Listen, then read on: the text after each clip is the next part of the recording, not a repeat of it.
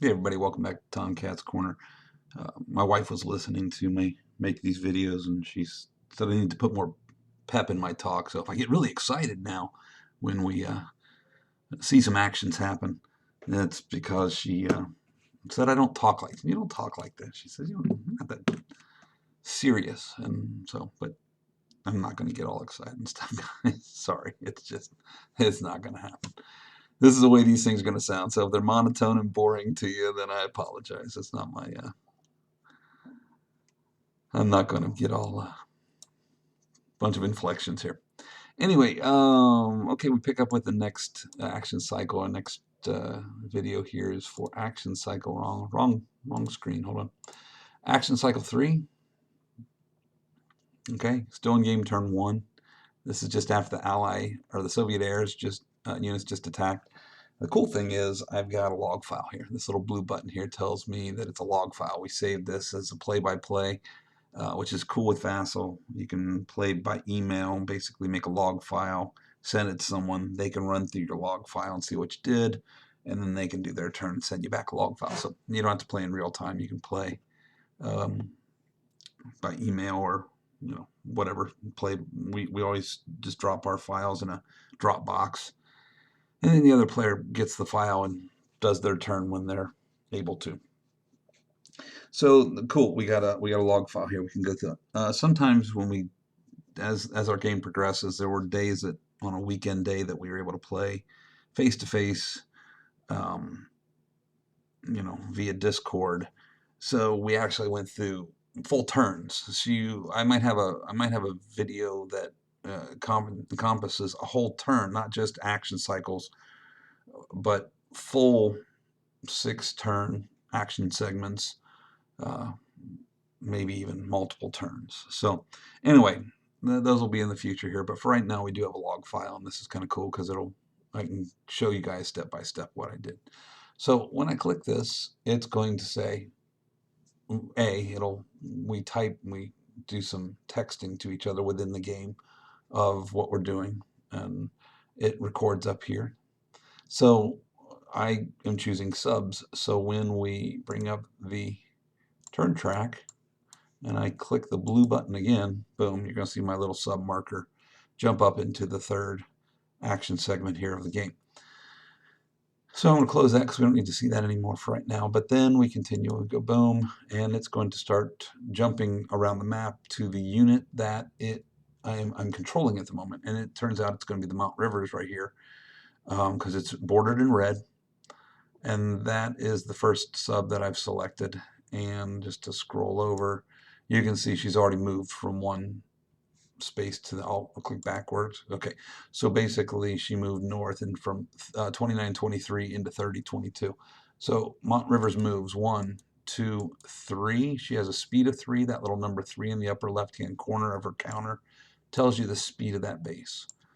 So boom, Mont Rivers moves 3. And I say the Mont Rivers will launch a cruise missile attack against Hex 4210, the Kerman Air Base. Just a range of 16. I have an my cruise missiles can go 25 hexes. U.S. submarine cruise missiles have an attack strength of 12. Okay. Again, I'm not going to get heavy into the mechanics of Fifth Fleet. Like I said, if you're watching this, you're interested in Fifth Fleet, then you already kind of know the rules and how it all works.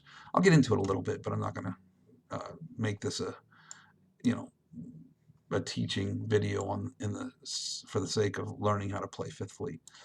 Anyway, I do have a 12 attack value, and essentially it's also just half of your surface missile strength.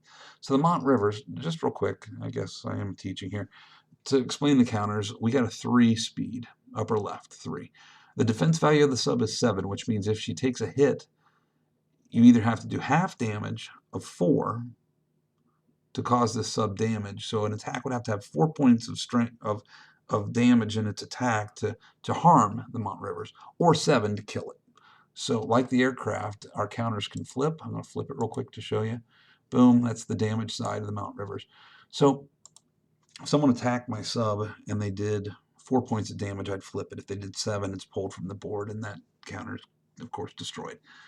but in its damaged state, it reduces its combat values. But anyway, so for the sake of explaining here, the 24 is the strength of my surface-to-surface missile attack strength. Okay, the S5 means it's sea skimmers, which means these are low-level missiles that fly just over the surface of the ocean or the land or whatever, and they got a 5 hex range. The 22 is my torpedo strength. The N is anti-air value. Subs can't do anything against aircraft. And of course, the 9 is my anti-submarine warfare value, so sub-on-sub combat.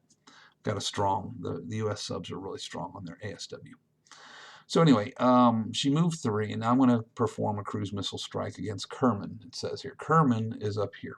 This is the Kerman Air Base. He has, the reason why I want to hit this base is because he has a lot of fighter strength here. And if I can damage that base, I can stop his fighters from rolling out and hold on a second. Okay, I'm back. I can stop his fighters from flying with his bombers and providing fighter coverage, fighter support, sweeping my combat air patrols away to open up for his bombers to hit the bases that are now, as I told you from the previous video, unprotected. Now, granted, he can't use his, going back to our track here, he can't use his fighters again until the next action segment, which is in game turn 2. Each game turn has 6 action segments.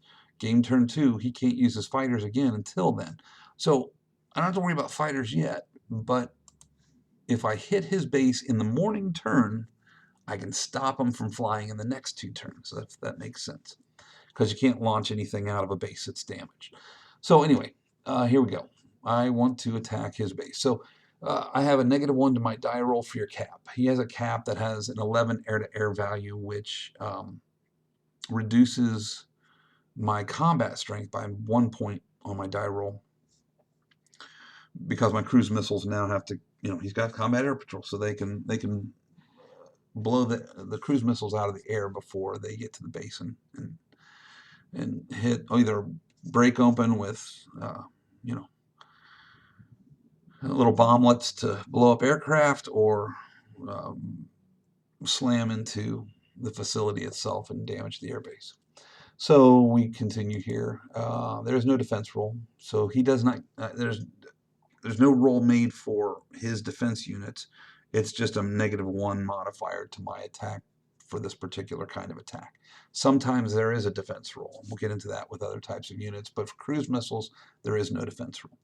So I roll a 6, and on the chart, that is a 3 result for me for no effect. So to damage a base, you need 4. That's what that 3 means is when you go to the chart, it shows you go down the column to your 6, and then of course I would have -1 from that, which would have been a 5.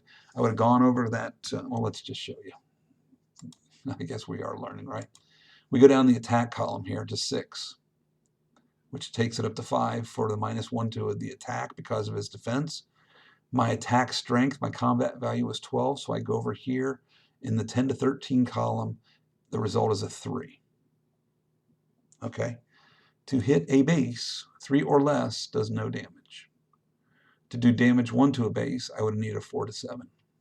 So because of his aircraft over his base, if my 6 had been a 6 on 10 to 12, I would have hit that base. That would have been a 4 result, which would have been a damage 1. But because he had combat air patrol up, he effectively reduced my combat to nothing. So no result. That is a 3 result for no effect. I'm marking the logistics box for 1 cruise missile launch. So the Mont Rivers here on their logistics has a cruise missile box. The numbers in the parentheses shows how many cruise missile attacks I can make. 1. I put a 1 in the box, meaning the Mont Rivers no longer has any cruise missile options left. Great. Isn't that fun? We continue. The Haddock is now moving up north, and she moves twice through the Indian sub here, the Sindhvaj. I moved through 2 of her hexes that circle this sub. In this game, I guess I am. The hexes immediately around a unit are called the limited detection zones. Ships and surface vessels, or no subs, but ships have the ring outside that one for an extended detection zone. But anytime you move, I'm going to go backward one. When the Haddock moved one into the Cindevage's detection zone, it doesn't matter. If I move one into one of their hexes, it doesn't give them an opportunity to detect. If I move two, like it just did there, he now has an opportunity to roll for detection. And as you see, my ship pulls back. I said, no, that wasn't what I wanted to do. So I jump back. In fact, I continue backwards, resetting my movement. I go 1, 2, and I go that route instead. So my goal here is to put the Haddock right next to the Cindevage.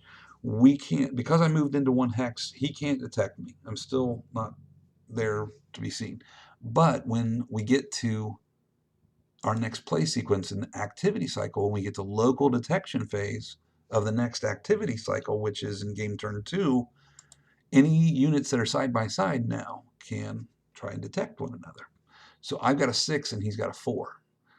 That 6 on my ASW it tells me, actually no, excuse me, that has nothing to do with it. Sub detection comes down to, well, it does.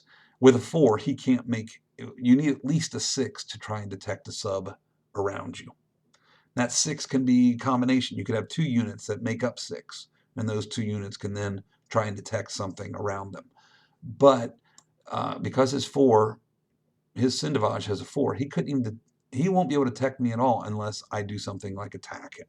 But bottom line, because I have a 6, I'll be able to roll next local detection phase against his Soviet and other SNSS. So I'd have a 0 to 2 chance, 1, 2, or 0, 1, or 2 on the dice roll of D10 dice roll to see if I could find his sub.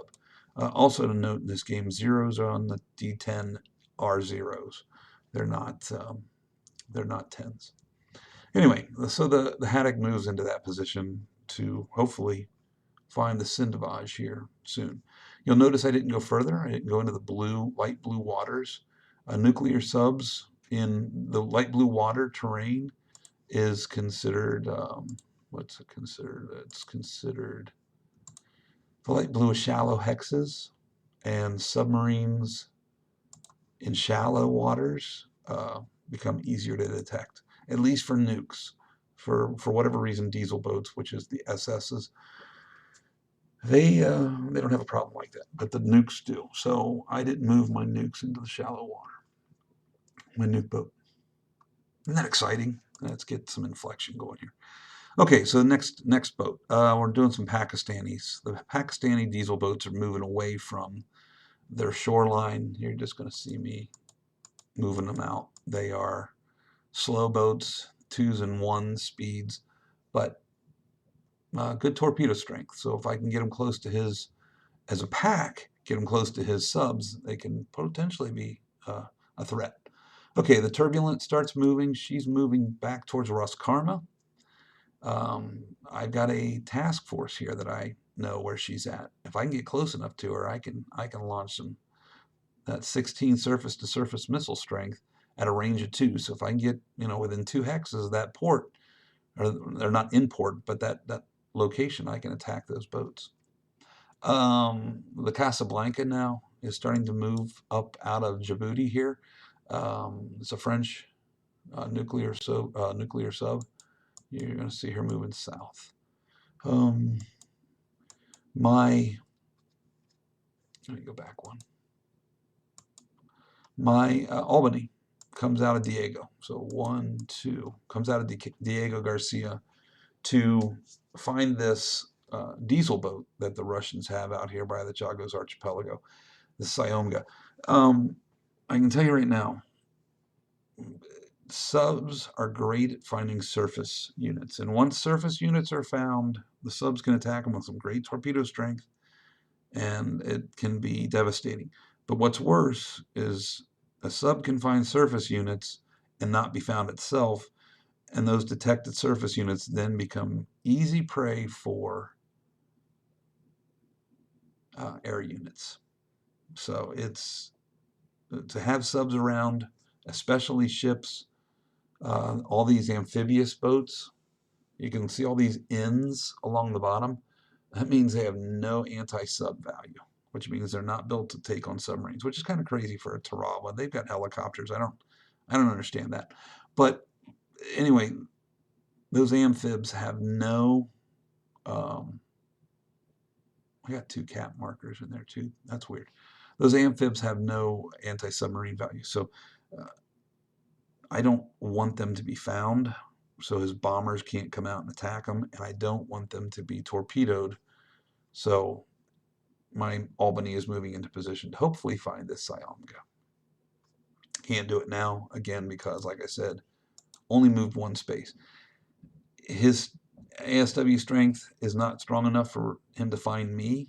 That 4 is not strong enough. He's got terrible sonar, but and the high technology of the U.S. subs limits that to him not being able to detect me until I attack him. So it's a one-sided event right now. I'm searching for him, but there's no way he's going to find me unless I sneak up on him, attack him. If I don't kill him, he'll get a chance to locate me and pinpoint me, fire back.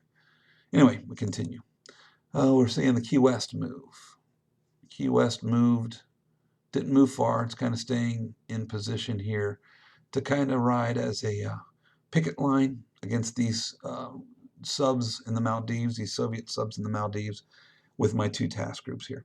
Task Group 10 is slow convoy for ships that got to get to Diego. Task Force 6 is the USS Enterprise, and I don't want any subs getting around her. Now the Shark is moving. Nothing exciting there. The Sea Devil is moving. Okay, the Sea Wolf. She's the state-of-the-art U.S. sub. She moves 4, where all the other subs move 3. So that's pretty cool. She just moved 4 hexes to get into the South Arabian with my goal to get over here to the North Arabian. His submarines in this game proved to be lethal. I mean, these things, especially these ones with a D in them, that means they're deep divers. These are, I think these are his Akulas. And with a 9 ASW strength, a 9 defense strength, I have to do 5 points of damage to this dang gone sub to even hurt it. It's really hard to find it because if you look at the detection chart for his deep dive, that's not the detection chart. The detection chart on his deep diving subs, I can only find them on a 0 dice roll. It is near impossible to kill these things. And I learned that through this game here. So the point is, I'm moving subs quickly over here to defend these task groups and also to get these Tomahawk missiles, cruise missiles, closer to his bases. And then what is this? This is the Narwhal. She moves around, no big deal. The Miami moves south towards these task groups down here. I got a lot of important aircraft or important units here. Task Group 8 has full tankers that I need to get south. Okay, check line of sight once here. So undo. Let's see what I did here. I checked line of sight for whatever reason. Just clicking through some stuff. The Baton Rouge moves. Okay, so the Baton Rouge will make the same attack as above, but on Cam Rahn. So I just moved the Baton Rouge into range of Cam Rahn. And I actually did a typo here. I meant Car Nicobar because Cam Rahn is an off-board base. The U.S. doesn't have any, but the Russians have off-board bases in this game. You look here. It doesn't matter if I move these. Cam Rahn is 20 hexes away from the base. So to fly his aircraft onto the map, to enter hex 4470, essentially is 21 movements of any of his aircraft. So these aircraft that can fly 60, they have a 60 range. That's 30 out and 30 back. So by the time he even hits the board, he's at 21. So he can go 9 hexes out from Cam Rahn, which is cool, but it's also limiting on his bombers. Certainly dangerous for Banda SC, but not really too bad for my task groups out here. 5, 7, and 19. Those bombers aren't major threats right now. But anyway, Car Nicobar is a threat because he does have combat air patrol, which defends Cam Rahn, which means those aircraft out of Cam Rahn can fly in as they please without, because Car Nicobar's fighters keep them protected. So I need to shut down Car Nicobar. So we see you make the same attack. So Baton Rouge has a 12 attack rating and a 25 range. So I guess those range checks from Baton Rouge was to determine how close I needed to get to Car Nicobar and if I could get there, get the attack in. So I did. I do make the range. Anyway, my attack roll, 9. Same situation as before, but in this instance, his combat air patrol over Car Nicobar isn't as strong as he had over Kerman, and because of that, I didn't have the -1 modifier to my dice roll. So a 9 is a 9. So we go to the combat results here, and we go to 9 on the 12 column, and you're going to see that that's a 5 damage effect. And on a base, a 5, 4 to 7 is 1 damage point. So booyah, that's a hit. Damage marker is now on Car Nicobar. I typed the wrong base name. Cam Rahn was out of range. So boom, Cam Rahn, or Car Nicobar is now damaged. So tit for tat. We hit his base, or he hit our bases. It's time for us to hit his bases. Essentially, that base is out of play for the next 2 turns for him because his aircraft have to land at the end of this activity cycle. They can't launch from it, and that base won't be repaired until the nighttime. So the Car Nicobar is out of play, which is cool. All right, the Australian Sea Lion moves. It's a diesel boat. She moves 2. She's going to get in position to try and threaten these Indian diesel boats. No big deal. Out of Banda SC, you see that the Kakra moved 2, but when I moved it, I moved the damage marker. But this is cool because it actually will give us an opportunity to look at the base here. If you look at the base, Banda SC, it's got a 4 there. Okay. Car Nicobar has a 6 in its little place.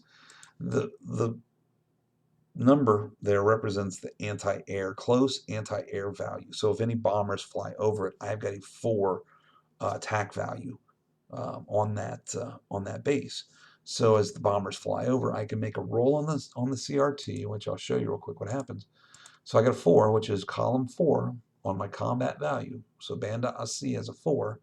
I would roll the defense roll, which would give me a 0 to 9 on my die roll, and then I'd go over to combat or column 4, and the 0 could be up to 4 points of potential defense against him. What's that mean? It means when he attacks, he has to subtract 4 from his attack roll because of my defense. What's cool though, if I roll anything, I believe 4 or better on a defend roll, if I rolled a 9 on that column and he was bombing Banda SC, he would have to make a roll to see if his bombers were hit by my. So not only do I reduce his attack or limit his attack with my defenses, but I could potentially damage some of his aircraft. So it's a cool thing you'll see later in our game it plays in. So, but boom, you see me put the damage marker back on Banda SC. And that's the end of my log file. That was it. That was all the subs I could do for my action segment. So it asked, do I want to start a new log file? Of course I don't. And this turn is over. I turn it back over to him. The only thing we didn't do right in this is, because it was the first few turns, We should have rolled. No, no, maybe not. Maybe not. No, it turns over to action segment 4. So it would have been his turn before we rolled initiative again for the last 2 action segments. So this is the end of the video here for now. If you are enjoying this, thanks. I hope you're having a good time. We had a great time with the battle. So new video will be out soon, and thanks for watching.